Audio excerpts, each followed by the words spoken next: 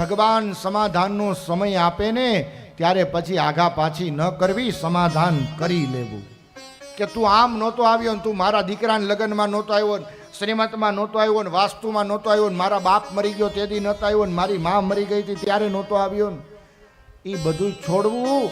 એ કાદવમાં પડશો ને તો આપણને ઉડશે છાટા નીકળવા ટાણે. એ બધું છોડો. સમાધાન ડાયો માણા એને કહેવાય કે જ્યારે સમય મળે ને ત્યારે સમાધાન કરી લે. શું લઈ જવાનું છે ક્રોધ કરીને, અબોલા કરીને? આ અમુક તો એવા અબોલા લઈને બેઠા હોય કે મરે ત્યારે પણ કહેતો જાય પોતાના દીકરાનો હાથ પકડીને કે સગનના ફળિયામાં કોઈ દી જાતો નહીં, એના ઘરનું પાણી નહીં પીતો, મરે તોય વેર ઝેર નથી મેલતા. વિચાર તો કરો, હું લઈ જાવું છે. આ કથા સાંભળી અને ગ્રહણ કરજો. વેર ઝેર હોય ને તો એ બધું વિસરી જાજો અને એક ભાણે બધાય જમતા થઈ જાજો. તો આ મઢમાં બેઠેલી માં ચામુંડ 8 હાથથી આશીર્વાદ દે તમને, 8 હાથથી.